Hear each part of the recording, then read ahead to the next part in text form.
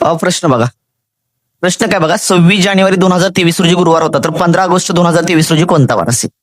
जर तुम्हाला 26 जानेवारीचा वार दिला असेल आणि 15 ऑगस्टचा विचारला असेल किंवा 15 ऑगस्टचं दिलंय तुम्हाला आणि 26 जानेवारीचा विचारला असेल, तर एक कन्सेप्ट एक ट्रिक लक्षात ठेवायची काय माहिती का, जर साधारण वर्ष असेल ना, साधारण म्हणजे सामान्य वर्ष जर असेल, लक्षात ठेवा, तर 26 जानेवारी आणि 15 ऑगस्ट यांच्या वारामध्ये लक्षात ठेवा 5 दिवसाचा फरक असतो. किती दिवसाचा फरक असतो? 5 दिवसाचा फरक लक्षात ठेवायचा.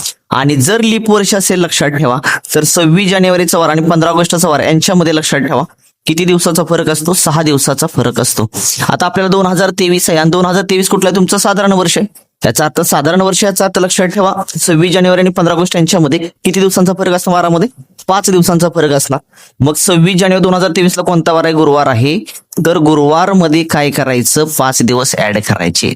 गुरुवार मध्ये शुक्रवार, शनिवार, रविवार, सोमवार आणि मंगळवार आलं. याचा अर्थ आपलं उत्तर जे आलं 15 ऑगस्ट 2023 ला कोणता वार असेल? मंगळवार. ऑप्शन क्रमांक 2. व्हिडिओ आवडला असेल तर लाईक करा, जास्तीत जास्त पोलीस भरती करणाऱ्या विद्यार्थ्यांना शेअर करा मित्रांनो. आणि जर आपले व्हिडिओ आवडत असेल तर आपल्या अकाउंटला नक्की फॉलो. आणि ज्यांना लक्षात ठेवा गणित बुद्धिमत्तेची बॅच जॉईन करायची आहे, त्यांनी आपलं प्ले स्टोरला जाऊन maths with Deepak sir app download करा आणि बॅच नक्की जॉईन करा मित्रांनो. धन्यवाद.